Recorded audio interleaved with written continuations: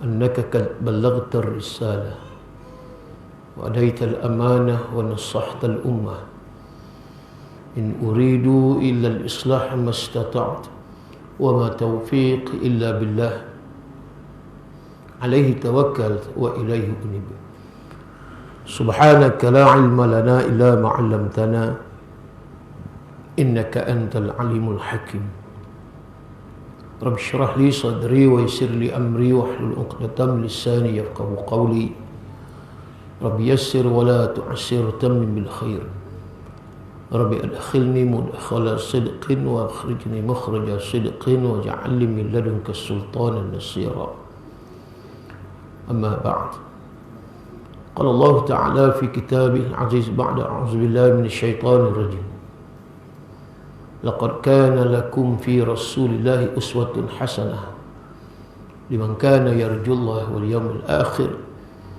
وذكر الله كثيرا.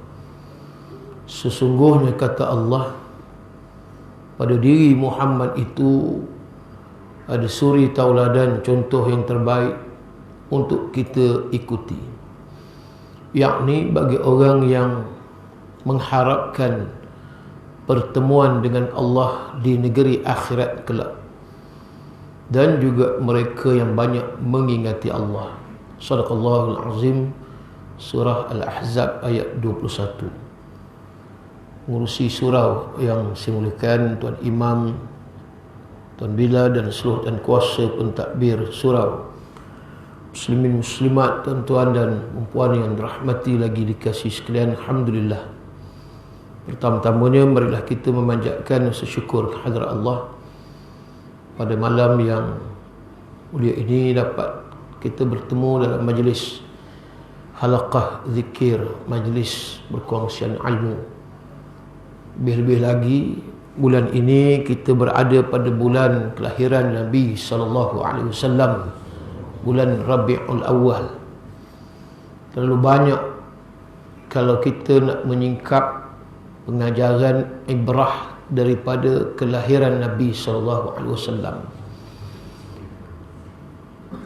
khususnya kalau kita mengambil satu perkara yang berkait dengan peribadatan, pengabdian diri kita sebagai makhluk manusia kepada Rabbul Jalil Allah Azza wa Jal. Terlalu banyak daripada perkara kebaikan sehingga kepada perkara kemungkaran. Yang baik yang kita nak ambil, yang mungkar, yang jahat, maksiat, buruk, itu yang kita nak tinggalkan. Kedua-duanya ada di dalam maulid Nabi. Sebab itu sambut maulid Nabi ini bukan semata-mata sambut, kan, tetapi perlu kita fokus dan serius. Untuk apa? Untuk kita mengamalkan sunnah Nabi ini tanpa ada putus-putus, bersambung sehingga akhir hayat kita, sehingga kita bertemu Allah Subhanahu wa ta'ala. Kalau kita faham ni tuan-tuan, mudah. Sekadar kalau kita mendengar cerita Nabi dah umur 40 tahun, paling kurang 30 kali cerita maulid Nabi. Yang umur 50, kurang-kurang pun 40 kali dah dengar cerita maulid Nabi. 60 tahun, sekurang-kurang 50 kali kita sambut maulid Nabi. Tapi bukan mudah nak konsisten sunnah-sunnah yang kita boleh amalkan. Sebagaimana hadis yang Nabi sebut, alaikum bisunnati wa sunnatil khulafa'ir rasyidin al-mahdiyyin addu 'alaiha bin nawajith atau kama qala. Hadis sahih. Ke atas kamu sunnah aku dan sunnah khulafa'ir rasyidin, Abu Bakar, Umar, Uthman, Ali, 4 khalifah ini yang Nabi sebut mereka al-mahdiyyin, mendapat petunjuk daripada Allah. Dan kata Nabi, kamu pegang seumpama, maknanya Nabi kata beramallah kamu sunnah aku ni walaupun berbagai-bagai ujian, dugaan dan cabaran. Seumpama Nabi kata, kamu gigit dengan gigi geraham, addu alaiha bin nawajis. Bin nawajis, macam kita gigit dengan gigi geraham, kuat. Kalau tidak, tuan-tuan, habis. Hanya kita menyebut qadar di bibir Muhammad Rasulullah, tapi kita tidak tahu, kita tidak faham, petah lagi kita nak ikut apa yang ada pada diri Nabi SAW. Walaupun benda tu sunat aja, benda sunat. Bagi Nabi 3 perkara, kata Nabi, pada aku wajib. Apa dia? Di antaranya Nabi sebut ialah solat witir. Kita sunat, Nabi wajib di antaranya. Kemudian siwak, gosok gigi, bagi Nabi wajib, kita sunat. Nampak? Tahajud yang ketiga, bagi Nabi sunat. Apa dia? Bagi umatnya sunat. Bagi Nabi wajib tahajud 2 rakaat sekurang-kurang. Tuan, tu yang kalau kita, banyak lagi lah, itu di antara 3 perkara. Kalau nak kiranya kita benda-benda yang Nabi suruh ni walaupun sunat, jangan tinggalkan. Kelebihan solat sunat selepas maghrib, ba'dah maghrib, ganjarannya 20 tahun Allah ampunkan dosa yang kita buat, tuan-tuan. Solat sunat ba'dah maghrib ni, Allah nak ampun dosa hamba ni selama 20 tahun. Tu tengok tadi, seorang aja duduk situ tadi sembahyang sunat ba'dah maghrib, yang lain yelip kucing. Tuan-tuan, saya tak tahu di luar tadi kok ada orang sembahyang, saya tak tahu. Di dalam ni tadi, ruang ni pun boleh muat dalam 3,000 juga ni, tuan-tuan. Ramai ni yang sembahyang sunat ba'dah tadi, seorang aja, terkontin-kontin seorang. Yang lain ghaibul ghuyub. Nampak? Walhal bulan Maulid kita ni sedang angkat, lonjakkan sunnah Nabi SAW. Kita tak buat. Alah ustaz, pada maghrib dah jemaah tadi, udahlah, apa nak kisah. Ini yang kita apa nak kisah. Sembahyang tadi, yang sembahyang sana kontin-kontin seorang tadi ba'dah maghrib, 20 tahun dosa diampun oleh Allah. Dapat dia, tuan-tuan. Kita nunggu, saya tak habis sembahyang, duduk tengok orang, tengok sana sini, sana ke sini. Apa dapat, tuan-tuan? Minta maaf lah, yang pedih telinga padan muka. Itu dia, tuan. Biar pedih telinga di dunia, jangan pedih telinga di akhirat besok. Aku Salim Din mengata orang, memang nak kena mengata, bukan kata orang. Saya pun saya kata diri saya, kita semua, tuan. Sebab saya tadi pasal dah lambat, tidak memang insya-Allah, tuan-tuan, ba'dah maghrib ni. Jadi ada kaedah-kaedah dia. Bila mana suatu yang wajib menunggu, maka yang sunat itu tinggalkan. Kalau kita bertemu 2 keutamaan, so aulawiyatnya ni, orang dah tunggu. Tapi tuan-tuan, dah habis awal tadi, tuan-tuan tak sembahyang ba'dah maghrib. Bukan orang sini, orang kampung Tawas di Zimbabwe. Jauh juga nak cerita dia. Tuan-tuan tak sembahyang, rugi 20 tahun Allah nak hilang tu 20 tahun Allah nak ampunkan dosa hamba-Nya yang buat sunat ba'dah maghrib, salat sunat ba'dah maghrib. Allahu Akbar, sahaja aku solat sunat ba'dah maghrib 2 rakaat. Tak payah nak sebut yang tu pun tak apa, sahaja aku solat sunat maghrib, kerana Allah, Tuhan tahu 20 tahun, tuan-tuan, dosa diampun oleh Allah. Kita rasa alah, elah aku banyak sangat, alah.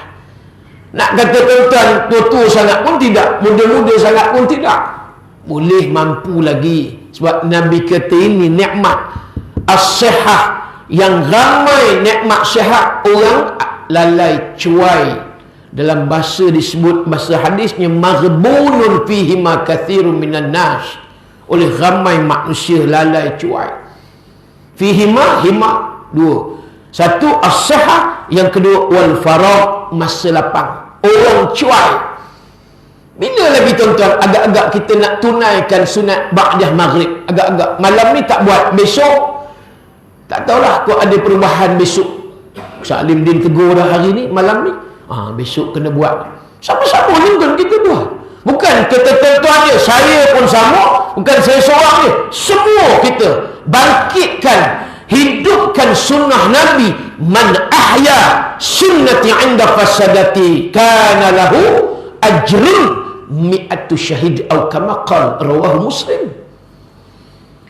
Barang siapa yang hidupkan sunnah aku, kata Nabi, di tengah-tengah saat manusia melakukan kerosakan, kefasadan, maksiat, pahala ajrun baginya, kata Nabi, kana lahu mi'ah syahid.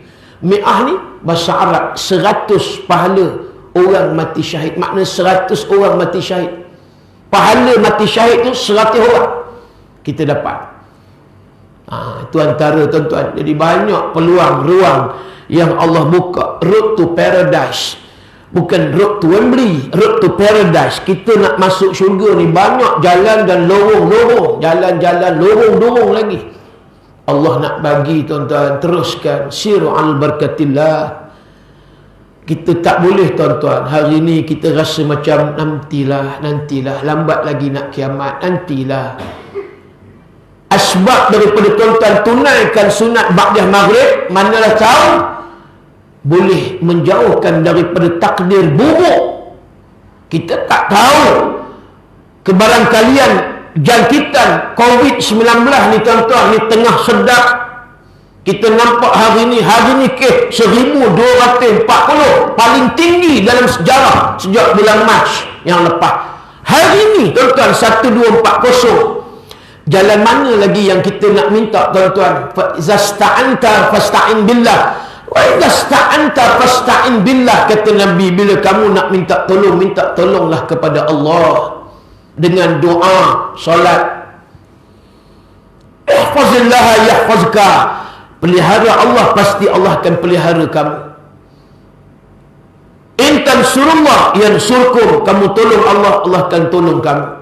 Qul in kuntum tuhibbunallah fattabi'uni yuhibbukumullah.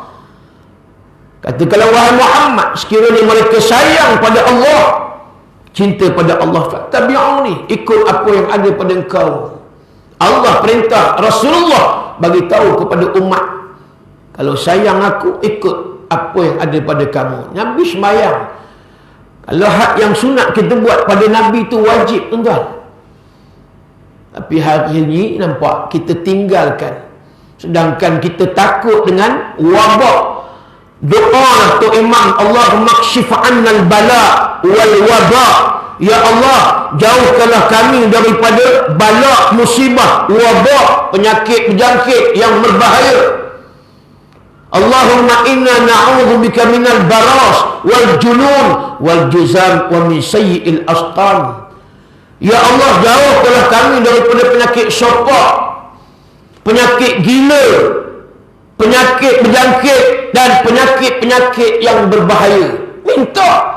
Tapi bila mana suruh buat sunat, nampak buat nohin je kata orang, jauh. Begitulah lebih kurang tuan-tuan.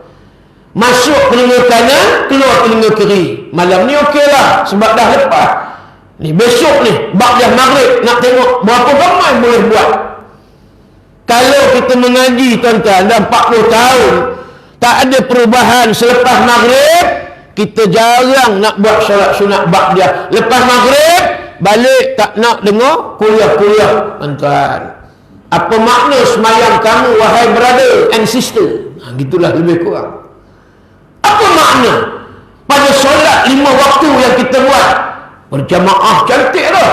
Tiba-tiba sunat tak buat, nak duduk majlis ilmu. Nahnu ma'inda tahassus. Mati rasa mandul perasaan tuan-tuan. Selawat pada Nabi pun kita tak tahu apa makna selawat yang kita buat pada Nabi SAW. Bukan sekadar tuan-tuan basuh di bibir dengan selawat. Dalam erti kata yang sebenar-benarnya, selawat ni untuk apa? Untuk kita mengukuhkan amalan-amalan yang kita dah memang sedia lakukan, yang memang telah kita lakukan, dan kita nak ada penambahbaikan. Inilah zaman bila lagi nak tunggu sakit, tuan-tuan. Pergi hospital HRPB, Hospital Raja Perempuan Bainun. Dulu hospital besar Ipoh. Sekarang ni dah semua main raja-raja dah, tuan-tuan. Hospital dia tak ada dah. Besar Terengganu, besar Kota Baru, besar Johor Baru. Dia nama Raja Sultan dah. Tengok Allah, kesian tengok, tuan-tuan. Tak boleh dah nak bergerak, nak ambil semayang macam tu, tak boleh dah. Nak bangun malam pun tak boleh dah. Katil ni pula patah, lagilah. Bila nak semayang, mandi hadas pun tak tahu mandi ke belum lagi ni. Inilah, tuan-tuan, waktu Nabi kata ni'matani as-sihah wal faragh, sehat dengan masa lapang. Sehat dengan masa lapang. 2 times. Marrataini. Saya ulang, repeat tadi 2 kali. Sehat masa lapang. Sehat masa lapang. Yang hadir, alhamdulillah, malam ni tuan-tuan, ramai. Kat 2000 ada masuk jin dengan malaikat yang hadir. Yang tak hadir, berapa ramai di kawasan Kampung Tawah ni. Rumah bukan kecil-kecil, besar ni. Allah, tuan-tuan, tengok rumah-rumah sini hebat, tapi Allah uji dengan hidup. Tak ramai orang boleh berdamping dengan kebaikan. Saya sebut istilah berdamping dengan kebaikan. Makna kita nak dekat dengan khair. Khair ni apa dia? Kebaikan, kebaikan, kebaikan. Kuntum khair ummah ukhrijat linnas ta'muruna bil ma'ruf wa tanhauna 'anil munkar wa tu'minuna billah. Allah sebutlah, kami keluarkan daripada kumpulan manusia yang terbaik, kata Allah. Kuntum khairu ummah, kamu umat yang terbaik. Apa cirinya? Allah sebut ta'muruna bil ma'ruf wa tanhauna 'anil munkar. Ta'muruna bil ma'ruf, Allah perintah buat ma'ruf, kita ambil pada diri kita, tuan-tuan. Yang kedua, seru ni apa dia? Ud'u. Kita seru, berdakwah, kita ajak, ujuk bil hikmah, dengan cara hikmah, yang mana kita boleh tarik jiran-jiran tetangga kita ke dalam Islam pun kira dah rahmat dah, tuan-tuan. Kita boleh ajak anak bini kita ke masjid, surah, rahmat dah, tuan-tuan. Tapi bukan semua yang dapat buat. Yang kedua lagi payah, wa tanhauna 'anil munkar. Nak cegah kemungkaran, kejahatan ni yang tuan-tuan, bukan senang. Nak implement undang-undang Islam, hudud qisas di dalam negara kita sampai ke ni, sampai ke hari ni, tuan-tuan. Hakim orang Islam, peguam cara, peguam apa lagi, peguam negara orang Islam, hakim, peguam negara orang Islam, dan kita pun pemimpin Islam sampai ke ni, kata orang Kedah, tuan-tuan, kita tak boleh nak apply, nak implement undang-undang Islam. Di dalam undang-undang Islam, ciri yang pertama disebut, dia ada protection of the public, yakni sifat melindungi daripada kalangan umat manusia yang ada di dalam sebuah negara. Protection of the public. Yang kedua disebut, apa dia, tuan-tuan? Dia ada sifat undang-undang Islam, prevention of the crime. Ini mencegah kesalahan jenayah. Yang ketiga, undang-undang Islam, hudud, qisas, takzir, apa lagi selain daripada takzir, yang lainnya disebut, kemudian akhirnya baru takzir. Maka yang ketiganya ada sifat reform of the offender. Dia ada sifat memulihkan pesalah-pesalah yang melakukan jenayah. Dia ada reform. Yang keempat disebut retributive. Apa maksud retributive? Dia punya hukuman setimpal dengan maksiat yang dibuat. Kalau dia mencuri syariqah, potong tangan, setimpal, jazaan bima kasabah, disebut. Maknanya itu balasan yang setimpal. Apa yang dibuat, mencuri, tangan kena potong. Zina, sebat 100 rotan. Sebab bila sebat di belakang tu, kata pengkaji di Universiti Al-Azhar Mesir, dia mencernakan antibody yang boleh makan virus HIV, AIDS dan seumpama dengannya. Itu kajian dibuat. Bila mana disumbat di belakang, itu dia ada retributif, setimpal dengan hukumnya. Bunuh, kisos, balas balik, setimpal. Retributif. Nampak? Yang kelima, educate the public. Ciri undang-undang Islam, mendidik public, umat manusia. Takut bila tengok cerita sumpah semerah padi. Oi, jangan main. Mereka kena rotan sebab di atas pentas tu, sebab berzina. Tu cerita dah ada dah. Sumpah semerah padi. Tak silap Nordin Ahmad kot yang lakon kot. Ni tuan-tuan, nak apply yang tu pun susah. Sebab itu kita nampak hari ni payah tuan-tuan nak hindari maksiat dalam kalangan masyarakat yang ada hari ni. Sebab undang-undang kita nampak masih lagi undang-undang Lord Reid, undang-undang British. Kata Abdul Qadir Audah, seorang ulama, menyebut penjajah sudah keluar, tetapi kita mengamalkan kesan daripada apa yang dijajah. Ini yang berlaku hari ini tuan-tuan. Tu nak kata apa hari ini? So kerana itulah nak sebutnya kita berada di akhir zaman. Kita tak ada apa lagi yang kita nak berpaut, melainkan Nabi dah bagi tahu dah dalam hadis. Nabi kata apa dia? Nabi sebut, taraktu fikum amraini lan tadillu abada. Innama saktum bi, apa Nabi kata? Taraktu fikum amraini lan tadillu abada. Ada dua benda ni yang kalau aku sebut ni, maknanya aku tinggalkan dua perkara. Tadillu abada in tamassaktum bihima, kitaballahi wa sunnati rasulillah. Kalau kamu ambil sebagai panduan, pedoman hidup dua-dua ni, kamu tak akan sesat. Nabi kata buat selama-lamanya. Nabi tinggalkan dua benda. 1442 tahun Hijri, maknanya kita dah ditinggal oleh Nabi tuan-tuan. Jauh sangatlah hari ni. Kita nak berharap, nak bergantung pada Nabi yang lain, tak ada dah. Walaupun ada yang mengaku Musailamatul Kazzab, setelah Rasulullah wafat, dia kata akulah Nabi selepas Rasulullah. Oi, mana boleh Musailamah boleh sindir, perli lagi. Wahai Abu Musa, ada lagi ke wahyu yang turun kepada Nabi Muhammad Rasulullah? Kata Abu Musa Al-Ash'ari, ya ada lagi. Oh kalau gitu aku pun ada. Kata Musailamah, hebat tuan-tuan. Dia mengaku dia pun ada wahyu macam Nabi. Kata Abu Musa, cuba baca, aku nak dengar apa wahyunya. Dia pun baca, inna a'tayna kal khuq fasalli li rabbika azwaj inna sya'ni'aka huwa abla ibla. Oh sudah gelak Abu Musa. Mika aja gila meroyan, yo gitulah lebih kurang bahasa. Gila baba ke apa ke? Allah turun kepada Rasulullah surah Al-Kautsar 3 ayat. Inna a'tainaka al-kautsar. Tiba-tiba Musailamah kata inna a'tainaka al-khuq. Bunyi pun nak muntah. Boleh dia mengaku ada wahyu turun pada diri dia. Bunyi pun dah lain, jauh beza.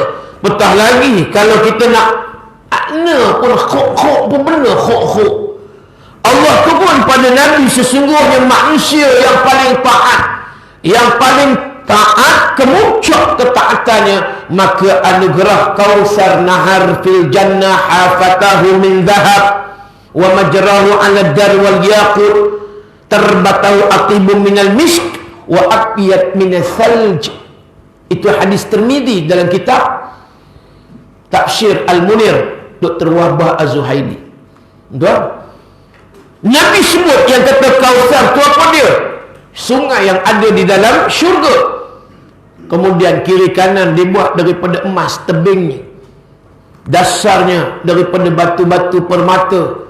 Wanginya lebih wangi daripada al-misk. Dunia punya wangi, tak boleh challenge, kalah Dan Nabi kata putih, lebih putih daripada salji. Nak ceritanya, itu maksud tiba-tiba Musalamah mereka lagi fasalli li rabbika azwaj. Apa benda azwaj ni? Sedangkan Allah kata fasalli, sembahyanglah kamu li rabbika, kepada Tuhanmu. Kemudian wanhar, apa maksud nahru? Udhiyah, sembelihan kurban. Dia tulis pula fasalli li rabbika azwaj. Jauh makna dia. Yang ketiga, inna syani'aka huwal abtar. Datang Musalamah, dia kata inna syani'aka huwal ibla. Oh dah, apa benda maksud ibla? Sedangkan Nabi kata, ni ayat yang Allah turun, sesungguhnya orang yang membenci aku, yakni Muhammad, mereka itu golongan batar. Apa maksud batar? Batar ni terputus rahmat daripada Allah. Dia adalah cerita sebabun nuzul. Orang Arab musyrikin mengejek Muhammad sebab anak lelaki Muhammad ni meninggal waktu kecil. Anak perempuan 4 orang je, anak lelaki 3 orang, Ibrahim, Qasim, Abdullah. Tiga-tiga ni meninggal waktu kecil. Orang Arab, tuan-tuan, budaya mereka, kalau lahir anak perempuan, bagi mereka ni tak ada untung, tak ada ong. Bahasa kita ong Cina. Oi, tak ada ong. Lahir anak perempuan, tak ada ong. Tapi kalau anak lelaki orang Arab, itu lain. Dia cukup sanjung. Maka bila mana anak lelaki meninggal, anak Rasulullah yang lelaki meninggal, habis. Hei Muhammad, batar. Dia penjik Muhammad batar. Sabar je Nabi, tuan-tuan. Sebab itu Allah turun, inna syani'aka huwal abtar. Mereka yang ejek engkau wahai Muhammad dengan batar, sebenarnya mereka itulah yang batar, terputus hubungan dengan aku dan terputus rahmat aku kepada mereka. Tiba-tiba Musalamah sebut inna syani'aka huwal ibla. Nampak? Nak ceritanya, kita hari ni dah tak ada Nabi Rasul dah. Kita ada para alim ulama. Yang alim ulama pun dah Nabi kata tanda nak kiamat biqabdil ulama. Allah matikan ulama. Allah tidak cabut ilmu daripada dada-dada manusia secara sekaligus, tapi biqabdil ulama, Allah matikan ulama seorang. Tengoklah hari ni, tuan-tuan, berapa orang lagi yang tinggal betul-betul kita kata ulama yang muktabar. Tu pun kita hari ni dengan ustaz pun kita tak ada rasa. Mereka ni patut kita support, patutnya kita sokong, dokong, patutnya kita ihtiram, ikram. Sebab al-ulama warasatul anbiya. Pewaris ulama siapa dia? Inilah pendakwah-pendakwah. Inilah yang kita duduk sedang dengar daripada ucapan para pendakwah. Tu pun ramai orang yang maki hamun, cemuh, mengata macam-macam pada ustaz-ustaz. Tuan-tuan, kita dah tak ada ilmu. Kita duk kata orang macam kita lebih ilmu dan kita beramal dengan ilmu yang ada pada pendakwah. Ini pun berlaku penyakit yang ramai hari ini masyarakat. Dah yang ulama mereka maki hamun, ustaz-ustaz yang ada pun habis. Siapa yang kita nak respect yang betul-betul agak-agak di akhir zaman? Ini kita kena tanya, tuan-tuan, pada kita, pada generasi yang hari ni kita nampak, hari ni generasi yang hari ni tak rasa kepentingan, interest ulama-ulama yang semakin sedikit jumlah bilangannya. Sebab itu saya nak sebutkan, tuan-tuan, sejarah sambutan Maulid Nabi 604 Hijri tahun. Ketika itu seorang sultan raja yang bernama Sultan Muzaffaruddin Al-Gitburi. Dia raja yang adil, raja yang alim, wara', yang meraihkan para alim ulama. Kira dia pun berstatus ulama, raja berstatus seorang ulama, alim dia. Dia melihat rakyat jelata dan umat Islam ramai telah meninggalkan ajaran Islam. surau tak ada orang, masjid tak ada orang, azan pun tak ada, sembahyang berjemaah pun tak ada, Quran tak dibaca, selawat Nabi lagi jauh. Macam mana nak panggil balik? Macam mana nak imarahkan balik masjid surau ni? Macam mana nak panggil umat rakyatnya supaya semarak maulid? Maknanya mengingatkan balik diri Rasulullah SAW.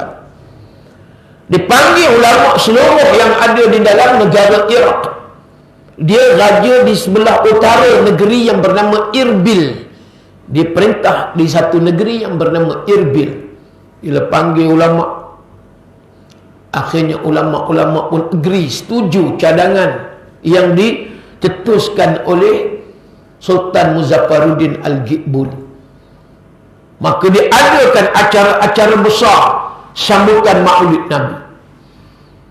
Tahun 296,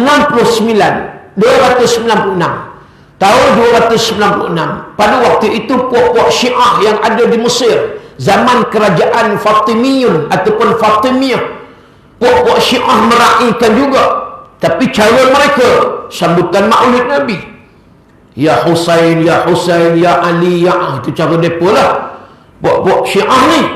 Kemudian diharamkan oleh Perdana Menteri pada tahun 488 Hijri. Perdana Menteri yang bernama Al-Afdal Syihadiniyah, begitulah lebih kurang bunyi Perdana Menteri Mesir pada waktu itu, mengharamkan sambutan Maulid yang dibuat oleh puak-puak Syiah. Macam kata Perdana Menteri yang tengok ni pun lama dah tak ada. Kali ini bukan Syiah, yang ni Ahlus Sunnah wal Jamaah. Pada tahun 604 Hijri, maknanya 100 tahun lebih tak ada sambutan Maulid Nabi. Tadi Syiah. Maka tadi waktu itu mula diraihkan sambutan Maulid Nabi, dibuat dengan berbagai-bagai acara, pertandingan azan. Macam kita jugalah perarakan selawat Nabi. Bila Maulid Nabi dia ada syarahan, marhaban, makan. Gitu jugalah kita. Kita ni syarahan tapi tak ada marhaban. Lepas ni makan terdarah. Kot adalah nampak meja di luar tu cantik tu. Kurang-kurang nasi mandi lah kot. Kalau tak ada balik kena mandi lah tuan-tuan. Gitu lebih kurang. Jadi nak ceritanya, ni sambutan Maulid Nabi ni dibuat. Hasil daripada sambutan ini diadakan, mula orang balik ke masjid surau. Mula imarahkan balik. Sallallahu ala Muhammad, sallallahu alaihi wasallam, sallallahu ala Muhammad, sallallahu alaihi wasallam. Ayo, nampak? Ni mula balik selawat. Anta syamsun, anta badrun, anta nurun fawqa nuri, anta iksir wa ghali, anta misbahus suduri. Itu cara kontur lah selawat. Ya Allah, dah tak ada dah di bandar-bandar ni bunyi macam tu. Tapi kalau ada, maknanya tua lah tu. Dia melerit-lerit. Tu macam tu bunyi lebih kurang ni. Dia ada marhaban, puji-pujian. Marhaban pun dia juga ada selawat, dan disebut antara akhlak-akhlak Nabi tu. Kalau kita kata marhaban, Barzanji samalah.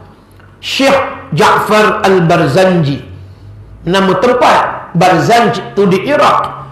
Dan dia yang tulis tadilah kitab Barzanji. Akhirnya kita letakkan kitab tu sebagai kitab Barzanji. Walhal nama ngarang tu Abu Ja'far Al-Barzanj.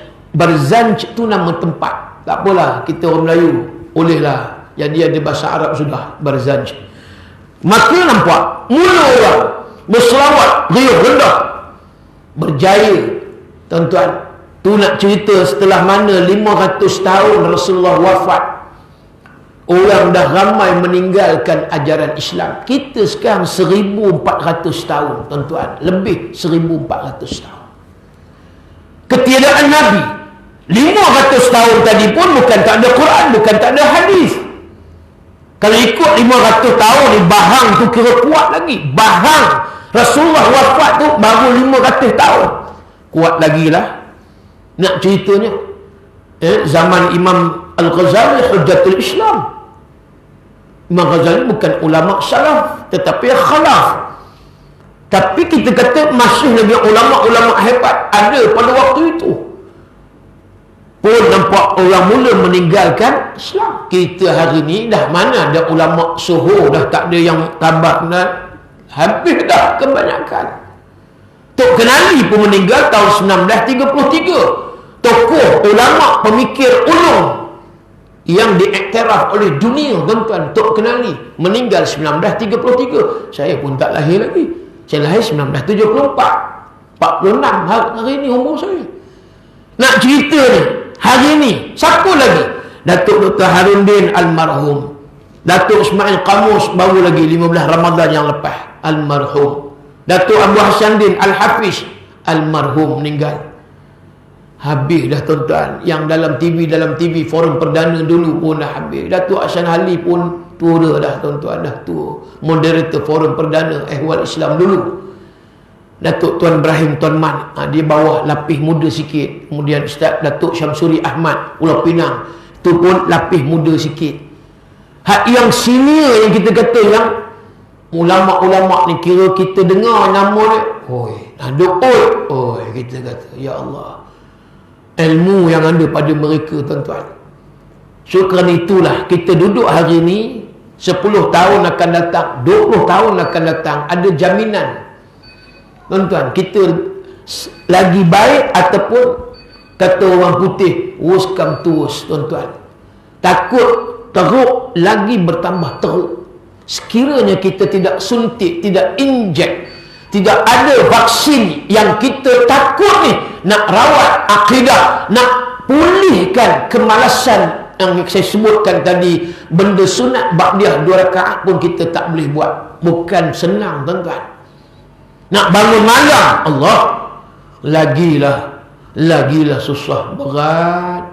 Hak 2 rakaat nak tahajud, 1 rakaat witir, lagi berat nak bangun malam. Hak kalau lepas maghrib pun kita tak boleh nak ba'diyah maghrib. Lepas isyak, ba'diyah isyak 2 rakaat pun kalau kita tak boleh buat. Boleh ke, tuan-tuan, kita buat malam? Yalah, kita bagi alasan, Ustaz, sunat saya buat di rumah lepas isyak.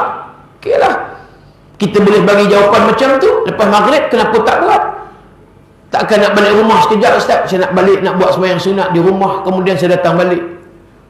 Tuan-tuan, menung-menungkan. Inilah zaman ni. Ni yang kata Nabi, la yudrikni zamanun wa la tudrikuz zamanan. Aku tak nak duduk zaman ni, sahabat. Hati-hati, jangan berada kamu di zaman yang seperti mana hari ni, tuan-tuan. Bukanlah maksud tak ada langsung dah orang pergi masjid, ada. Tapi kita pun tahu, kita nampak macam mana hari ni suasana. Betul-betul kita kata aktif ataupun suram-suram. Walaupun kita bagi alasan sekarang ni Covid, tak Covid pun macam mana, tuan-tuan. Saya lebih 20 tahun dah duk berdakwah ni, bukan kata baru, tuan-tuan, lebih 20 tahun dah. Seluruh negara. Sampai dah, tuan-tuan, ya, nak ceritanya Sabah Sarawak habis masuk dah kalau nak ikutkan. Kemudian luar negara, sampai dah ceramah dah di mana? No, di Eropah, di UK, tuan-tuan. Nak ceritanya tahun lepas jemputan khutbah Jumaat di Masjid Baitur Rahman di Belanda. Masjid tu di mana? Di Rotterdam. Rotterdam dengan Amsterdam. Amsterdam nak pergi Rotterdam 1 jam. Di Masjid Baitur Rahman, tengok macam mana umat Islam di sana, walaupun negara kafir. Tapi tuan-tuan, mereka punya semangat, tuan-tuan, sebelum Jumaat dah penuh dah ruang. Sebelum Jumaat dah penuh dah ruang. Tak duduk macam kita, banyak tempat yang kosong. Itu lebih kurang Najwa Latif tu, lagu tu. Sana tuan-tuan kalau tengok Masjid Ghufran di Manchester, tak jauh dengan Old Trafford Stadium tuan-tuan. Masjid Ghufran, kami masuk di situnya, Allah, sebelum maghrib penuh dah. Ni cerita bukan Jumaat, maghrib macam Jumaat, penuh sepenuh-penuhnya. Macam mana mereka boleh hidupkan betul-betul, imarahkan betul-betul masjid ni? Bukan zaman Covid, saya pergi sebelum ni, sebelum Covid lagi. Ya, tiap tahun kan program di UK, Europe, boleh katakan gitu dah. Ini sebab Covid ni. Kalau tidak, insya-Allah memang ada program baik di Europe, baik di UK. Macam mana mereka punya usaha, effort naikkan image yang disebutkan tadi Islam. Saya pergi ke France, di Paris, tak jauh dengan Eiffel Tower, lebih kurang dalam setengah jam tak sampai tuan-tuan. Satu penempatan orang Islam ramai di situ, namanya di Saint-Denis. Di Saint-Denis ada satu pusat Islam yang terbesar di Perancis, Islamic Center, namanya Center Tauhid. Tuan-tuan boleh Google Center Tauhid, keluar. Allah, tengok macam mana di situ hebat orang Islam. Komitinya ada daripada kalangan doktor yang sanggup resign sebagai doktor dan berkhidmat sepenuh masa di Center Tauhid. Ingat lagi sudah satu doktor tu, dia resign, umur 33 tahun, belum kahwin lagi. Tanya dia kenapa berhenti jadi doktor. Oh, dia kata saya nak khidmat di Center Tauhid ni. Ya, dia ada kepuasan. Bukan ada gaji. Kalau bagilah, kalau tak ada, tak adalah. Sedangkan dia doktor, ribu, tapi ditolak habis. Hebat tuan-tuan. Mudah lagi ni nak sebut.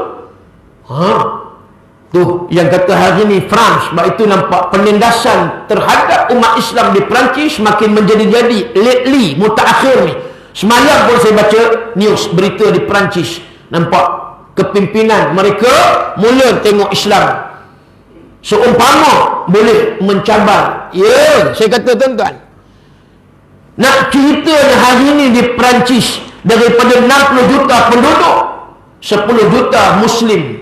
Hari ni yang saya pergi dulu berapa tahun dah, ya, nak cerita sekarang lebih dah daripada 10 juta penduduk yang Islam. 60 juta, 10 juta lebih adalah Muslim. Masjid seluruh Perancis ada 2,000 buah masjid France. Seluruh Perancis ada 2,000. Kemudian daripada orang-orang Kristian, mereka yang memeluk Islam, setiap hari 5 hingga 10 orang tuan-tuan, every day 5 to 10% every day, macam bateri ever ready tuan-tuan, macam bateri ever ready. Allah. Hak yang non-Muslim, Kris, convert Muslim, saya tak pernah masuk pun gereja seumur hidup. First time masuk di gereja satu church yang berada di tengah-tengah kota Paris, yang namanya Robinson Church, Church Robinson, gereja Robinson. Mereka jemput, ya, mereka jemput sebab waktu itu kebetulan kami dengan saya dengan kru Al-Hidayah, rancangan Al-Hidayah TV3 ada buat penggambaran, rakaman, recording di Europe pada waktu itu. Lalu mereka invite, jom duduk dalam satu gereja, tengok apa yang berlaku. Rupanya tuan-tuan, ni conference di antara, kita panggil orang Kristian dengan orang Islam, berlangsung every week, setiap minggu. Kalau ni minggu ni tuan rumah gereja, minggu depan tuan rumahnya masjid. Mereka jemput orang-orang masjid, dan termasuklah kami, ada 4 orang waktu itu masuk dalam gereja. Saya tak pernah masuk. Kalau masuk gereja di Jalan Selibin ni, orang tengok ni orang tua mangkuk ayu ni masuk Kristian dah. Habis Ustaz Alim dia ni mangkuk sesajalah tuan-tuan. Tak berlaku di sini, tapi di France masuk tu ada padri, ada membalik Kristian. Oi, bukan main-main tuan-tuan. Depa ada depa punya rujukan, depa ada depa punya kitabnya, kita pun ada. Tapi kata ketua padri, kita bukan nak bergaduh, bukan nak berbalak, tapi kita nak cari titik persamaan di antara Kris dengan Islam, Islam dengan Kristian. Itu je hasil tuan-tuan. Yang kata conference ni tiap-tiap minggu, orang Kristian bila dengar hujah orang-orang Islam, Mereka fikir. Bila mereka tuan rumah, mereka lah buka dulu apa benda yang ada dalam Bible. Okey, satu-satu cari titik persamaan. Okey, any question? Tanya pula orang Islam. Any question? Okey, silakan. Dia pula jamu pula kita kuih-kuih dia. Tuan-tuan, jangan takut. Mereka tahu orang Islam tak makan benda-benda yang haram. Dia provide, sediakan makanan pada hari itu, makanan yang halal. Kita pula musim sejuk waktu itu balul muntah darah apa yang ada, tuan-tuan. Nak cerita dia dalam gereja ni. Hai, kalau dalam gereja sini jangan. Ini nampak mewah ni, kita kata nampak macam mana dia pun layan raikan kita sungguh. Makan-makan. Sambil-sambil tu okey, kita brief, bincang apa yang patut. Kemudian dah habis dah pihak gereja cerita apa yang ada dalam Bible gitu gini, okey, Islam pula Quran buka mana-mana tafsir. Kita pun cerita, ni persamaan ni. Gini ni cerita surah Maryam. Okey, any question? Badri mau balik, tanya. Kemudian yang boleh jawab kita jawab. Harmoni. Tak ada pun emosi. Hentak meja sampai nak gelap.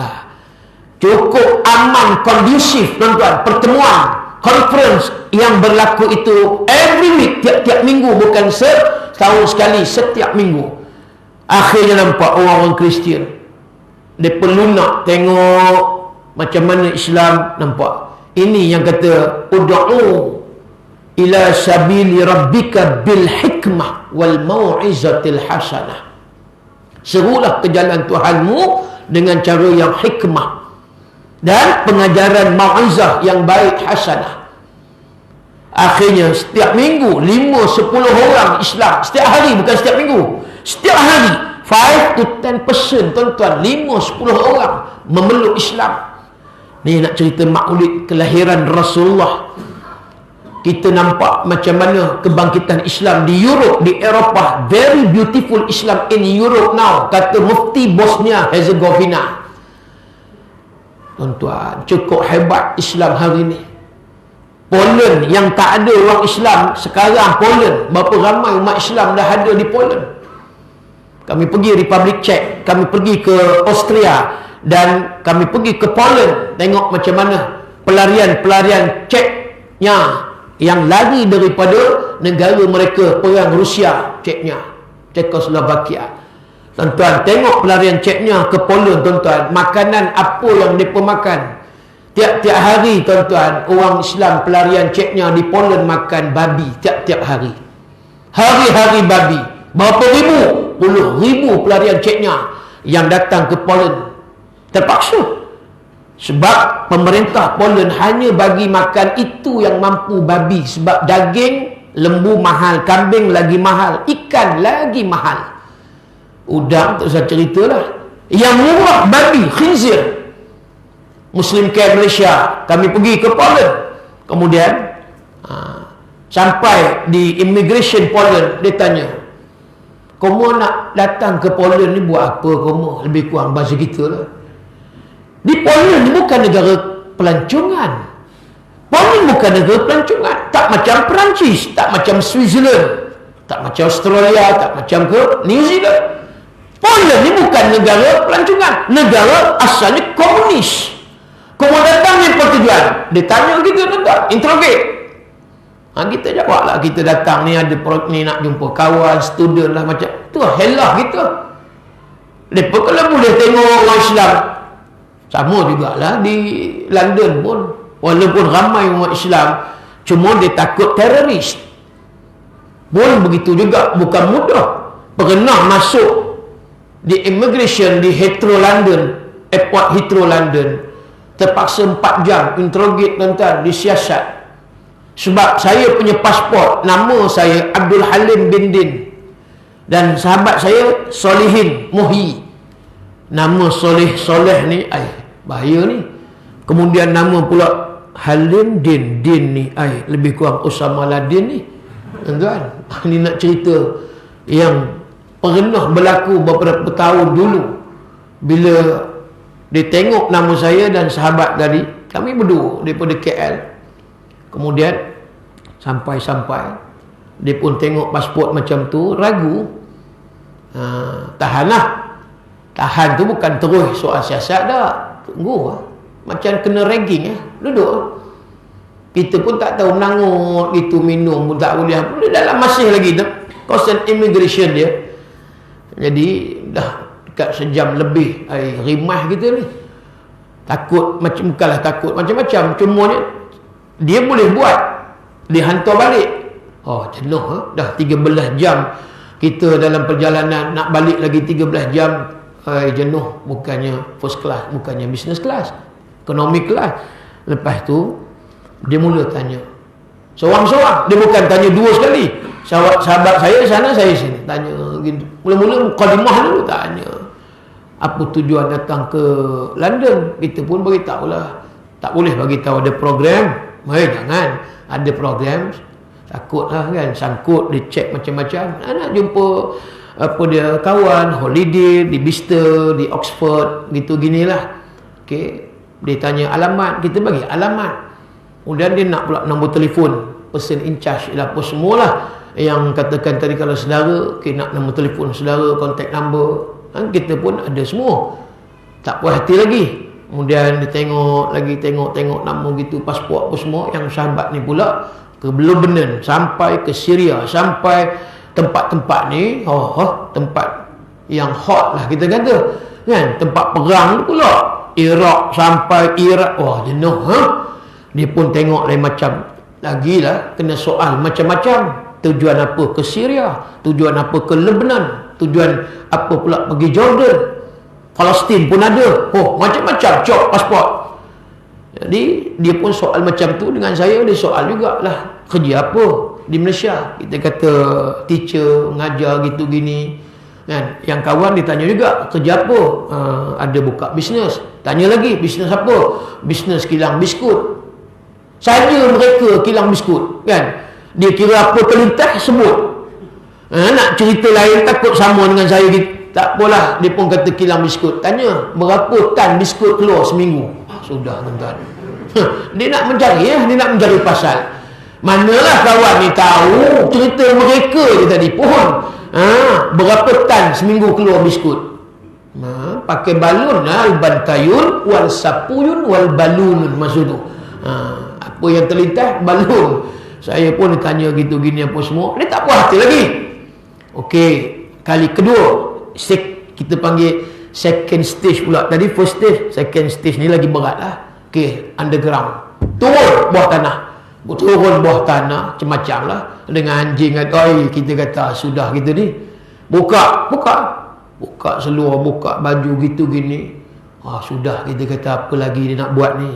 Habis dia bongkar apa dalam beg. Beg besar, beg kecil apa semua. Buku-buku, ada diary keluar. Dia tengok tulisan Jawi. Dia tengok apa benda. Kita kata faham pula orang tua ni. Apa benda dia yang kita tulis dia faham. Macam faham pula ayat Quran, tulisan Jawi gitu gini. Saja dia tengok gitu. Agak ni aliran cara nak buat bom ke? Gitulah lebih kurang kot. Dia tengok lain macam kan. Kemudian habis dia semua. Dia cek satu-satu apa sahaja.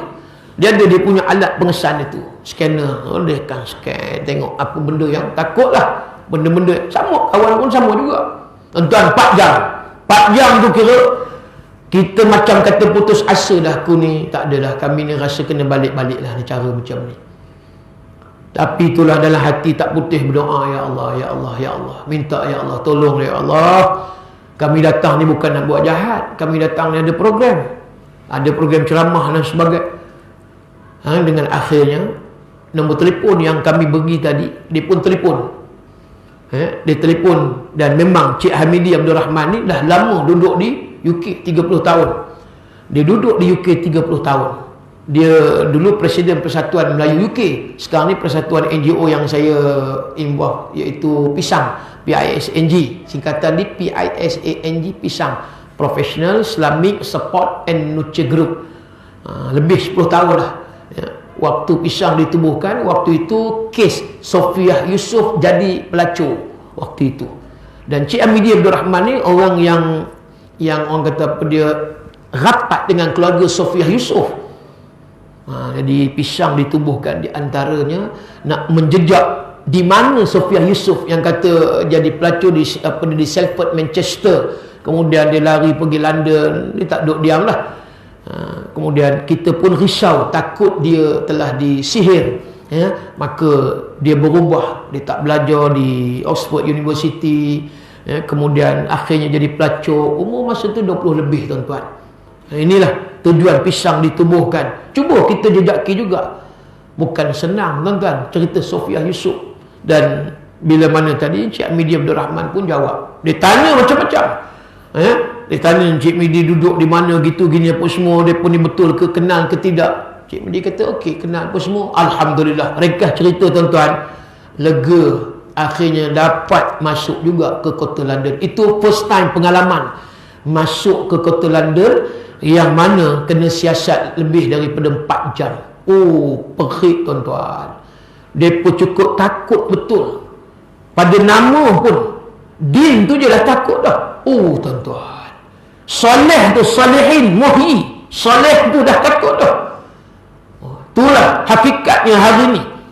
Macam juga di Palestin. Kita masuk je di border darat daripada Jordan nak masuk ke Palestin, yang saya boleh katakan tiap-tiap tahun bawa jemaah ke Palestin. Memang masalah bila berada di border Jordan dengan Palestin. Mereka akan tahan kurang-kurang pun 4 jam. Sama juga, lebih kurang 20 orang, 30 orang. Lepas disangkut satu je, kita tak boleh. Kita tak boleh gerak. Saja di pedajai, kita kata bahasa pedajai, disangkut, dia ambil pasport kita satu je, cukup lah. Dia buat tak kerti, dia biar udah habis orang masuk, baru dia panggil. Dia tanya lah, okey, apa tujuan gitu gini apa semua. Dia saja nak menakut-nakutkan. Lepas ni kamu balik, kamu beritahu pada orang Malaysia jangan datang ke Palestin. Teruk kena siasat. Orang Israel Yahudi ni, tuan-tuan, mereka tak heran pun kalau kita tak masuk, sebab mereka banyak duit dengan Google, tuan-tuan, Yahudi. Pejabat Google punya besar di Tel Aviv, tuan-tuan, bangunan HQ. Dia nak kata apa? Baik itu dia tahu kita punya data maklumat ni, saya punya data dan yang lain-lain semua dia tahu. Kita nak masuk, dia tahu siapa kita. Dia cek kita punya FB Yahudi. Dia cek kita punya FB, kita bantai Yahudi ke tidak. Satu-satu, mereka ada ejen orang Melayu macam-macam Yahudi ni di Singapura, dia pun punya base. Tuan-tuan, dia akan cek. Dia tengok, kalau kata saya kerap bantai Yahudi, nak sebut Yahudi, balur Israel Yahudi, tuan-tuan, dia tahu dah, masuk di border tu, dia akan tulis apa dia, no entry, tak dibenarkan masuk kita. Kita tertanya-tanya, apa sebab aku tak boleh masuk? Dia tak bagi jawapan. Kita sendiri kena faham. Sebab nak lepas tu dia ada macam-macam, Mossad, polis dia, immigration dia, kemudian macam-macam lagi, CIA dan banyak tapisan yang kita nak masuk, dia akan cek.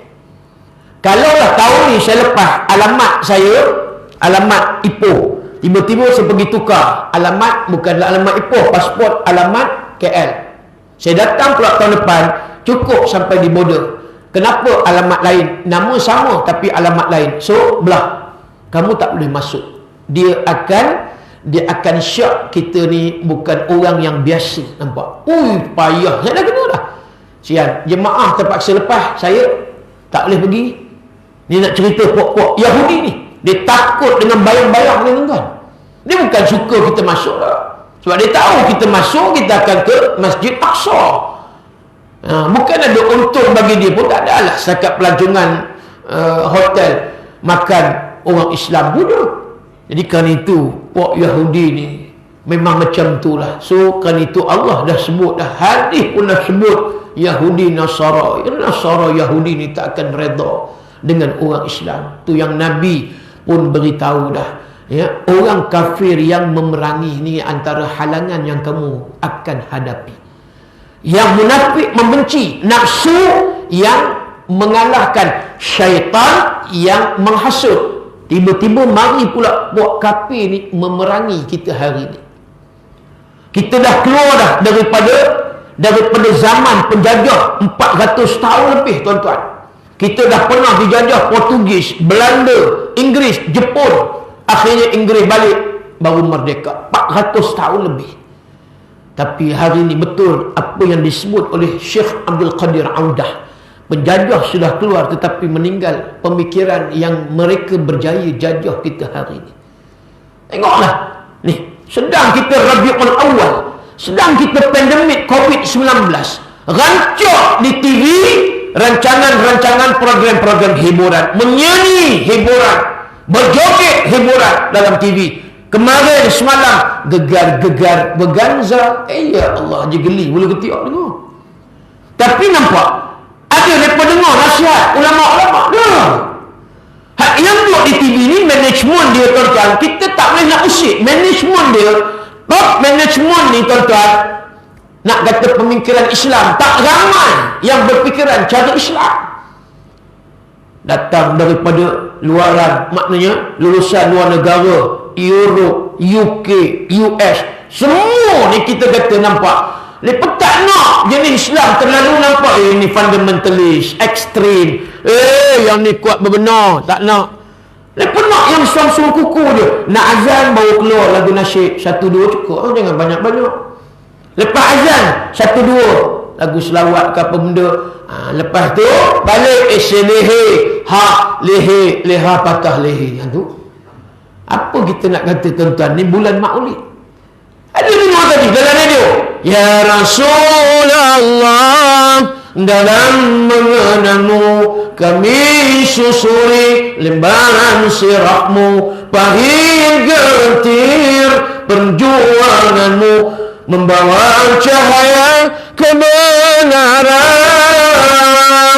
Ada dengar lagu, mari lagu slam, mari lagu Toki, mari lagu kumpulan Mega, mari lagu Dhamma Sutra. Yang ni retro. Kita pun dengar-dengar kadang layan juga kan. Apa nak kata kan? Kan? Teringat masa duduk bercinta dulu, teringat yang jenis bawa mak daripada kilang-kilang di Tasik pergi pesta laut lumut.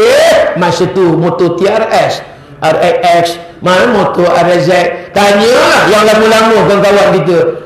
Dia perangkut, tuan-tuan, minah-minah kilang. Bukan orang sini lah, Colombia. Nak cerita kan? Tiap-tiap tahun pesta laut lumut tu. Pagi lagi dah kumbah pesta laut lumut. Tengok pula latihan wings, search, ketuk drum, main gitar, kemudian tuan-tuan, mula ketiak jerabah. Gitulah lebih kuat. Masa tu onok dah kapal, mana tak seronok. Zaman tu rok tapak.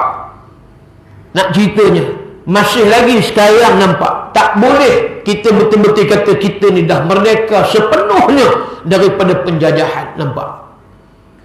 Sebab kita kata hiburan ni daripada barat, cerita hiburan ni daripada barat, kita kata. Betul bukan kata Islam tu tolak langsung hiburan. Dah, Aisyah pun menyanyi juga dengan orang Ansar, perempuan Ansar. Nabi kata biarkanlah Abu Bakar, sebab Abu Bakar kata sudah ada suara-suara syaitan di dalam rumah ya Rasulullah. Nah, hari ni hari raya, biarkan mereka pun nak raya juga, berhibur. Cumanya berhibur kita dalam erti kata melampau sangat dah, tuan-tuan. Tapi itulah, bila kita kata kenapalah hari ni Tuhan tak hilangkan lagi COVID, nak hilang macam mana? Yang benda-benda macam ni pun menyangat-nyangat. Tadi saya dengan sahabat yang duduk di KL, saya WhatsApp, work forward, orang duduk forward, kita forward jugalah. PKPB di wilayah Putrajaya dan Selangor dilanjut sampai berapa? 9 kan? 9 November. Syekh, macam Syekh, sampai 9 hari bulan, ustaz-ustaz di Selangor, Putrajaya, di KL, habis tuan-tuan, kesian. Ya, kita yang makan gaji tak terasa, gaji tiap-tiap bulan, besok kan gaji kita, seronok je. Kan? Walaupun jauh kerja, tapi gaji tiap-tiap bulan jalan. Tak kerja di pejabat, duduk di rumah, gaji jalan. Ustaz-ustaz, apa nak jalan tuan-tuan? Tak ada gaji, jalan dia. Bukan jalan meninggal dia tuan-tuan. Jangan main. Diharapkan betul-betul daripada pendapatan kuliah. Sahabat ramai di Kuala Lumpur. Pula sekarang ni musim Maulid ni. Saya punya program berapa banyak cancel, batal. Tadi Ustaz minta maaf. Muslimat punya ceramah di pantai KL. Ustaz, minta maaf Ustaz. Datang pula Syah Alam, Ustaz minta maaf. Oh saya faham, saya kata. InsyaAllah ada rezeki kita bertemu lain kali.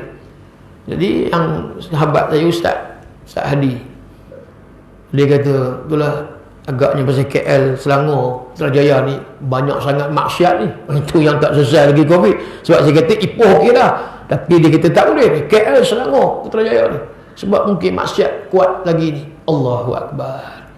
Ini kita tak tahu ni, ada hikmah pengajaran. Kita doa, ya muddu yadahi ila sama, ya Rab, ya Rab, ya Rab. Kita minta, Tok Guru minta, Ustaz pun menandah tangan, bangun malam lagi, sujud. Tapi kenapa tak angkat lagi Covid? Masih bahkan lagi teruk hari ni 1240. Tuan-tuan, saya tengok pun tadi terkejut buruk, terus update dalam status FB beritahu inna lillahi wa inna ilaihi raji'un. Covid 1240 hari ni. Today 1240. Oh, tuan-tuan, kita tak tahu apa nak jadi ni.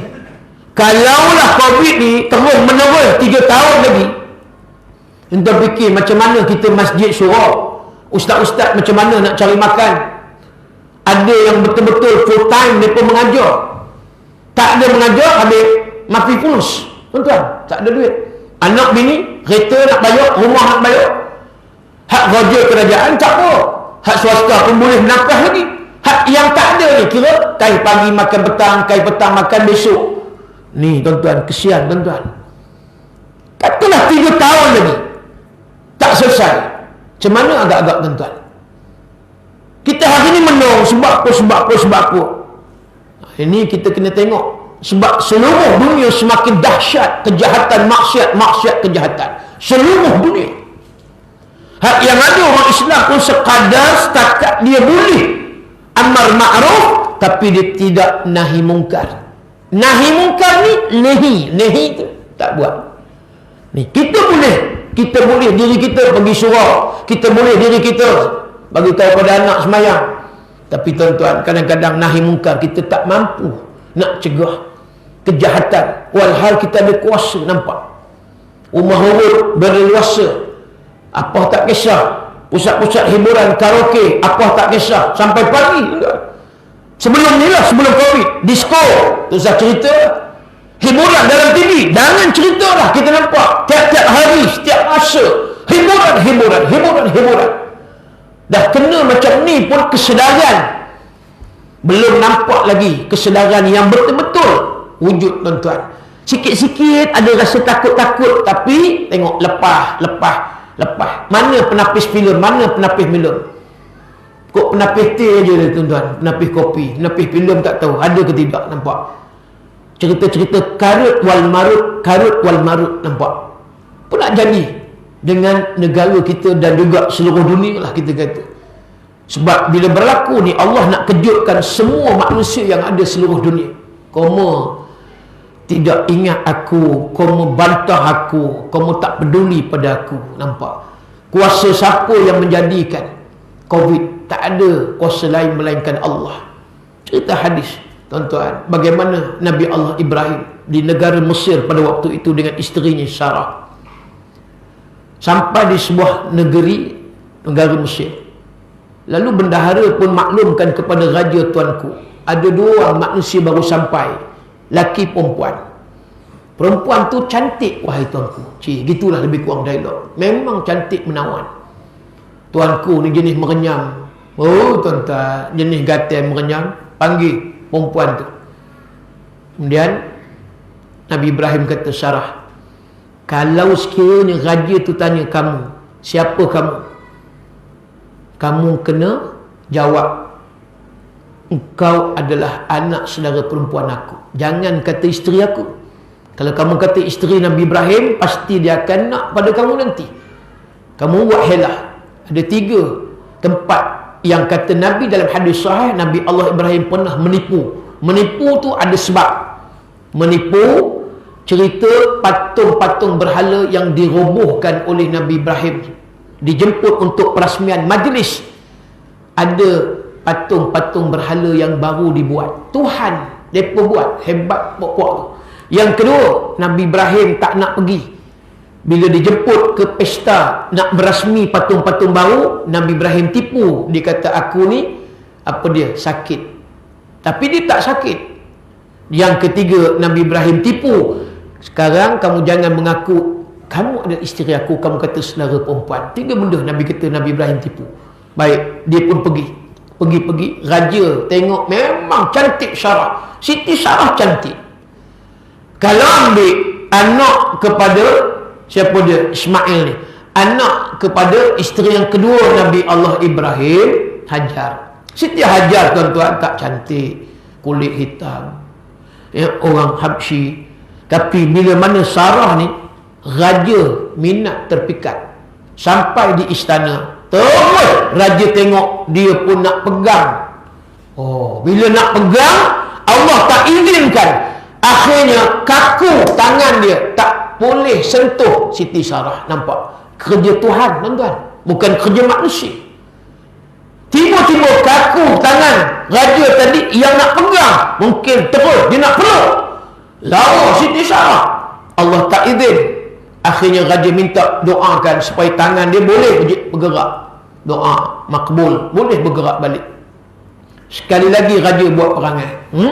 Kali kedua raja buat perangai, udah boleh bergerak, lagi dia nak peluk, dia nak pegang Siti Sarah. Sekali lagi Allah kakukan tangan dia.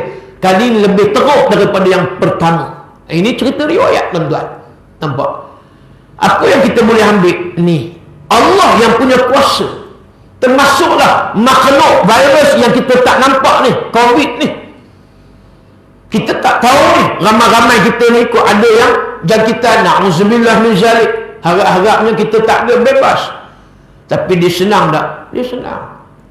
Satu kes di Lekir, sekolah tutup sebab seorang pelajar positif COVID. Daripada mana dia dapat? Rupa daripada bapak. Bapak dia pula dapat daripada mana? Rupanya bapak dia bawa Grab, penumpang di belakang tak tahu. Manalah tahu? Takkan nak naik tanya dulu, brother, lu daripada Sabah ke? Takkan nak tanya orang macam tu. Rupanya penumpang tu daripada Sabah. Akhirnya berjangkit kepada dia, driver Grab, dan balik rumah dia pula ada kontak pula dengan anak pula. Nampak? Sekejap macam tuan-tuan, makhluk yang tak dapat dilihat dengan mata kasar, Allah boleh buat. Waktu Nabi hijrah, Nabi tahu keliling rumahnya dah penuh orang yang mengepung. Ada riwayat kata 300 lebih yang katakan mereka ni daripada pemuda-pemuda gerak gempur. Dah ada dah zaman Rasulullah, pemuda gerak gempur. Mereka ni tak ada lain tujuan nak bunuh Rasulullah. Ni kemuncak permusuhan puak-puak musyrikin. Mereka nak bunuh. Satu lubang jarum pun tak akan nampak. Akal kata Rasulullah ni mati. Akal. Nabi kata, Ali, kamu tidur di tempat tidur aku, di atas katil tilam ni, dan selimut dengan selimut aku yang berwarna hijau. Itu dalam kitab Rahik Al-Makhtum menyebut, ya, selimut tu warna hijau. Kamu ganti tempat tidur aku. Nabi pun yakin perintah Allah. Biarlah Abu Jahal apa semua ada di luar. Nabi pun keluar. Nabi tengok waktu itu, tuan-tuan, semua ketumbukan pemuda-pemuda gerak gempur, seorang seekor pun tak sedar. Nabi keluar. Apa yang berlaku, tuan-tuan? Fa'akhazahumun nu'san. Allah hantar makhluk yang bernama Nu'as, makhluk mengantuk. Seekor pun tak sedar. Nabi keluar. Ada Abu Jahal tetangga je kat situ, tuan-tuan. Nak ceritanya seorang pun tak sedar. Makhluk tu yang tak dapat dilihat, lalat dapat lihat, nyamuk, Aedes dapat dilihat. Ini bukan nyamuk, bukan lalat, makhluk. Dia bergayut di mata, tuan-tuan. Tak sedar pakat. Tu yang kata, yang ada dalam surah malam ni, kalau ada makhluk tu, tu kena lawan, tuan-tuan. Jangan biarkan. Memang sedap ni, sejuk-sejuk ekor ni. Makhluk tadi akhirnya bergayut, dan Nabi pun selamat pergi ke rumah Abu Bakar dengan unta yang telah menunggu. Cuma Nabi ambil sembah pasyur. Orang parit kata sembah lambu, sembah. Kalau orang KL jenuh apa benda sembah. Pasir. Kalau pasyur orang tak reti lagi. Pasyur, apa benda pasyur? Sembah pasyur lagi tak reti. Jadi pasir. Nabi ambil, kemudian Balingkan. Macam itulah syarat renjih-renjih di atas kepala puak-puak musyrikin. Wa ja'alna min baini aydihim sadda wa min khalfihim sadda fa aghshaynahu fa hum la yubsirun. Yasin ayat 9. Ini Allah buat pendinding depan, belakang, kiri dan kanan, mereka tak nampak. Maknanya kuasa Allah. Allah boleh buat. Senang je, mudah je tuan-tuan. Ni kali virus COVID, nampak? Mudah aja Allah nak bagi, nak ketuk betul-betul pintu hati kita ni, rasa takut ataupun tidak. Al-khawf minal jalil, dengan kekuasaan aku. Allah nak tengok berapa ramai pula yang ada kesedaran. Tuan-tuan, Raja Abrahah dengan gajah-gajahnya yang besar datang daripada Yaman. Dia bina juga Kaabah di Yaman macam Kaabah yang ada di Mekah.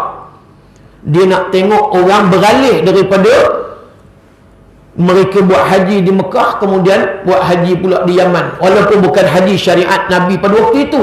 Maknanya Kaabah pada waktu itu memang orang akan datang. Jadi dibuat Kaabah di Yaman, orang datang. Lalu akhirnya dia hangat hati. Dia rasa perlunya aku ni roboh Kaabah yang ada di Mekah dulu. Baru lepas tu mereka akan datang berpusu-pusu, berbondong-bondong Kaabah di Yaman yang aku buat. Dia ingat boleh buat macam tu Kaabah. Ini Allah yang perintah malaikat membina asas Kaabah. Kemudian Nabi Adam, kemudian barulah ditinggikan oleh Nabi Allah Ibrahim. Allah yang meletakkan asas yang Allah perintahkan para malaikat. Tiba-tiba Raja Abrahah nak buat macam tu. Dan bila mana tentera bergajah sudah mara nak sampai ke Mekah, bahkan semakin dekat dengan Kaabah, mereka tak musnahkan Mekah, tetapi mereka nak robohkan Kaabah. Gajah ni besar, tentera-tentera ni datang. Baik, bila mana Abdul Muttalib ada di situ, kata Raja Abrahah, wahai Abdul Muttalib yang menjaga Kaabah, kamu tak takut ke kami ni yang datang nak robohkan Kaabah? Kata Abdul Muttalib, sesungguhnya aku ini hanya penjaga Kaabah. Pemilik Kaabah ni Allah. Aku berserah pada Allah. Kaabah ada pemiliknya Allah. Itu dia jawab Abdul Muttalib. Mereka nak cuba roboh, milik Kaabah itu Allah, penjaganya hanya Abdul Muttalib sebagai penjaga. Jadi Raja Abrahah ingat laluan mudah. Semakin hampir dia nak robohkan Kaabah, apa yang berlaku? Wa arsala alaihim tayran ababil tarmihim bihijaratin min sijil faja'alahum ka'asfin ma'kul. Tonton baca dalam surah Gajah, surah Fil. Allah sebut kami utuskan burung-burung ababil. Besar mana saiz burung ababil? Tuan-tuan, besar burung ciak. Burung ciak ni besar mana? Kecil je, boleh masuk ikut lubang-lubang. Burung ciak je, macam tu je. Maka setiap paruh burung ciak tadi, adanya batu as-sijil yang dibuat daripada kerak api neraka. Allah perintahkan. Bila Allah perintahkan tadi burung, wa arsala alaihim tayran ababil. Tayran ni burung ababil. Tarmihim bihijarah. Hajar ni batu tadi yang dibuat daripada kerak api neraka. Tarmihim bihijaratin min sijil. As-sijil, batu as-sijil. Faja'alahum ka'asfin ma'kul. Allah perintah dan lepaskan batu as-sijil yang dibuat daripada kerak api neraka kepada tentera bergajah Raja Abrahah. Burung tadi tidak bantah, dia lepas. Apa yang berlaku? Jadilah tentera bergajah sekor macam seumpama kata Allah daun yang dimakan oleh ulat-ulat, makul. Macam itulah yang tinggal. Tuan nak bayangkan macam mana kemusnahan tentera bergajah Raja Abrahah. Kecuali yang tinggal sekor lagi, rajanya Raja Abrahah ni tak mati lagi. Allah seksa dia sehingga dia jalan merangkak, dia keluar daripada Mekah, dan perjalanan dia sampai ke Yaman, dia pun juga mati dalam keadaan hina. Tuan-tuan, nak sebutnya bukan kata besar burung macam burung helang, bukan macam burung Garuda, bukan kita kata burung yang besar. Burung tu burung ababil, kecil aja saiz. Batu tu kecil lagi daripada burung. Tapi bila mana lepas sahaja, Allah, macam terbakar. Macam itulah dimakan oleh ulat-ulat daun. Macam tu lebih kurang bahasanya, begitulah Allah musnahkan puak. Jadi nak sebut benda-benda maksiat jahat ni, kalau orang kafir dengan cara kafir, orang Islam petah lagi. Benda ni benda yang Allah benci, tapi tetap kita buat juga tuan-tuan, tetap kita buat juga. Maka Allah sebut dalam surah Al-Isra ayat yang ke-36 akhirnya, wa idza aradna an nuhlika qaryatan amarna mutrafiha fafasaqu fiha fahaqqa 'alaiha al-qawlu fadammarnaha tadmira. Kata Allah, sesungguhnya kata Allah, kalau kami nak musnahkan sebuah kampung, sebuah daerah, sebuah negeri, sebuah negara, dunia petah lagi, maka kami akan perintahkan di antaranya puak-puak yang ada kekayaan daripada kalangan pemimpin-pemimpin kaya raya mereka, tunduk serah diri pada aku, ta'amudkan diri pada aku. Tapi kata Allah, mereka enggan. Maka berhaklah kata Allah, kami yang kata Tuhan yang maha kudrah, iradah, kehendak Allah tuan-tuan, nak hancurkan, fadammarnaha tadmira, kami akan hancurkan sehancur-hancurnya tuan-tuan.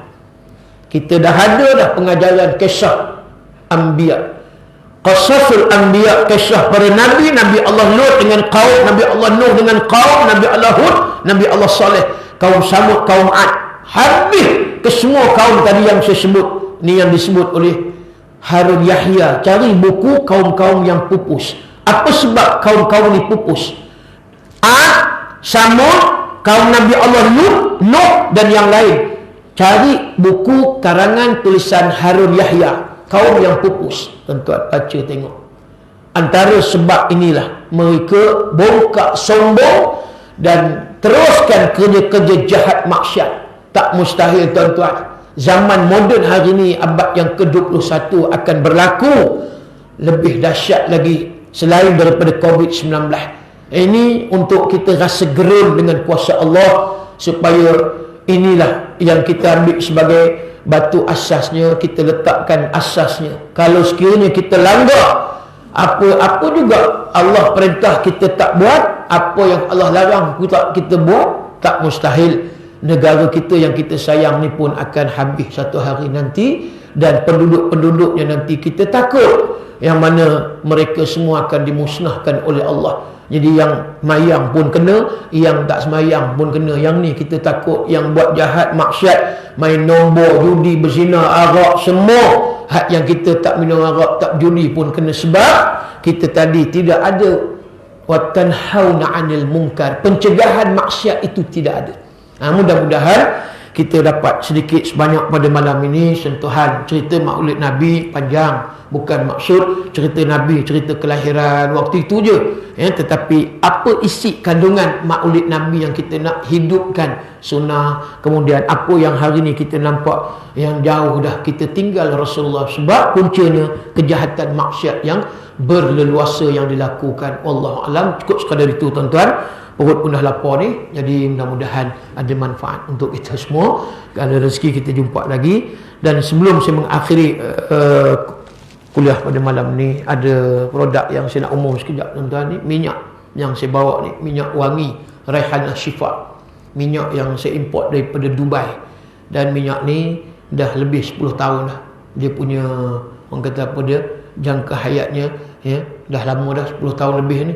Dan minyak ni saya bersama dengan Al-Fadil Ustaz Almarhum Datuk Ismail Kamus. Saya pengasas berdua dengan Ustaz Datuk Ismail Kamus ni. Dan Alhamdulillah ratus ribu dah botol ni laris tuan-tuan. Masuk di Sabah, Sarawak, Brunei, Singapura, Indonesia dan ke Eropah, Belanda dah sampai dah. Jadi siapa yang berhajat, banyak dia punya khasiat. Yang pertama saya ringkaskan, untuk buat pendinding daripada gangguan jin, makhluk halus, sihir, santau. Cuba ikhtiar. Dan ada yang minum 2-3 titik ni boleh minum, masuk dalam air suam minum, dan keluar bahan-bahan sihir santau dalam badan. Itu pun dia juga rumah gangguan di Johor pakai mengamuk jin. Sebahagian siling pecah, meletup, dan bilik air bergegar. Itu pun ada juga. Ada yang busung di Pengkalan Pego, busung perut besar, 3 hari pakai. Datuk Kazim pun beli, dia pun kena sihir, dia busung perut, dia pun pakai. Alhamdulillah 10 botol dia beli. Ada beransur pulih dengan izin Allah tuan-tuan. Dan banyak lagi lah. Yang kedua untuk anak-anak, untuk apa dia, pelembut hati, penerang hati, kuatkan hafalan. InsyaAllah cuba buat mandi, sapu dekat kepala sebelum tidur nak pergi sekolah. Itu untuk anak-anak kecil, kerap siang malam menangis. Kalau tak ada anak, cucu lah. Alhamdulillah di Indonesia 1 jam budak ni menangis, calik minyak, berhenti terus dengan izin Allah. Itu banyaklah testimoni menangis malam, siang malam, banyak. Yang seterusnya untuk yang belum jodoh lagi, ini kok ada yang belum jodoh lagi, ada anak-anak yang belum jodoh, ataupun kita belum jodoh lagi, insyaAllah dah ada dah testimoni. Cuba buat mandi, sebetul buat 3 kali mandi, insyaAllah. Orang Terengganu, orang Selangor, itu yang belum jodoh dah jodoh. Jadi malam ni siapa yang dah jodoh nak jodoh sekali lagi, itu tentu ya. Siapa yang nak jodoh sekali lagi, insyaAllah cuba amalkan mudah-mudahan ya. Dan yang seterusnya untuk suami isteri, ini cuba ikhtiar, mudah-mudahan ya, sampai isteri dingin dengan suami, mengejar pun tak dapat, seminggu pun payah nak dapat, dia pakai minyak ni, akhirnya dia pula lari, bini pula mengejar. Itu jadi siapa nak mengejar malam ni, bolehlah dengan isteri ya, jangan sampai tak bangun subuh besok dah. Berita baik untuk yang mati pucuk, dah ada dah testimoni mati pucuk. Bukan pucuk ubi boleh makan dengan izin Allah, melompat balik orang tua tu. Itu dengan izin Allah. Orang Singapura 6 tahun mati pucuk, Singapura 6 tahun, Kedah 3 tahun mati pucuk juga. Adalah testimoni, bukan seorang, lebih seorang. Dan akhirnya untuk gosok sapu urut mana-mana anggota badan yang sakit ya, migrain, resdung, sakit gigi, cuba ikhtiar, dah ada dah. Buasir, sapu dekat tempat buasir banyak sikit. Kemudian apa dia, orang Sungai Siput tu dia lumpuh, paralyzed separuh badan, dia beli dengan saya kat 20 botol. Alhamdulillah elok ya, dengan izin Allah. Luaran buat urut, sapu, kena minyak panas, air panas, gout, cuba ikhtiar, sakit pinggang, lutut ya. Dan juga yang terkini ada anak autisma di Negeri Sembilan. Anak autisma jenis tak boleh cakap, dia ada jenis boleh cakap, ada yang jenis tak boleh cakap. Dia sapu dekat bawah dagu ni, dekat leher, tiba-tiba anak dia dah mula ada pergerakan, dah mula mau cakap dengan izin Allah. Ini tuan-tuan, berkat doa Ustaz Datuk Ismail Kamus almarhum yang saya buat ni tuan-tuan, masa ni Datuk hidup lagi ya, buat banyak pada waktu itu dan masih lagi ada, tapi ke limited edition lah, habis ni habis lah. Ada lagi saya bawa ni, boleh siapa nak dapatkan. Dan yang akhirnya dalaman, boleh buat minum 2-3 titik. Tapi kena, kalau kata kanser, kena selalulah. Ada yang 20 botol, kanser ni kuat, jadi kena minum selalu 2-3 titik masuk air suam. Di Shah Alam testimoni kanser usus tahap 3, alhamdulillah elok.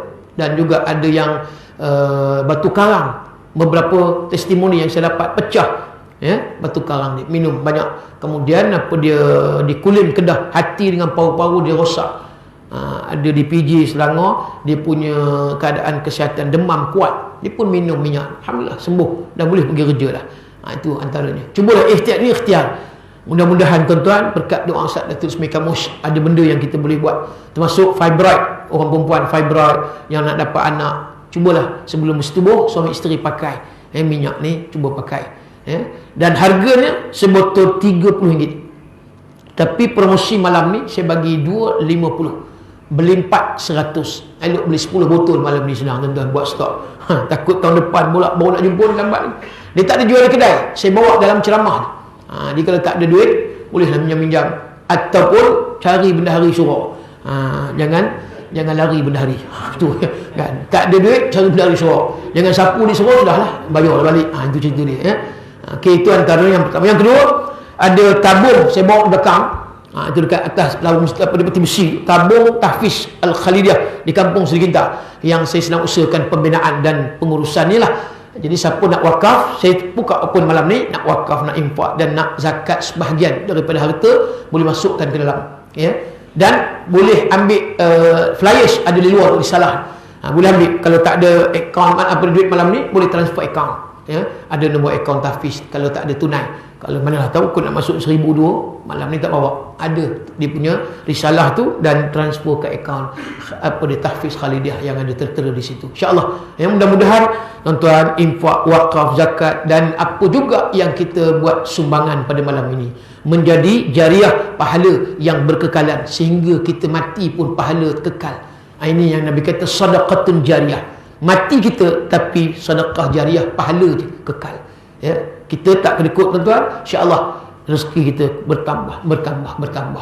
Wallahu a'lam. Aqul qawli hadza, astaghfirullahal azim. li wa lakum. Assalamualaikum warahmatullahi wabarakatuh. Radina billahi rabba wa bi Muhammadin nabiyyan wa rasulah. Allahumma inna nas'aluka ilman nafi'an wa amalan mutaqabbalan wa rizqan wasi'an wa shifaan min kulli da'. Allahumma ja'al jama'ana jama'an marhuma wa tafarruqna min ba'dihi tafarruqan ma'suma. Wa sallallahu ala sayyidina Muhammad wa ala alihi wa sahbihi wa baraka wa sallam. Walhamdulillahi rabbil alamin.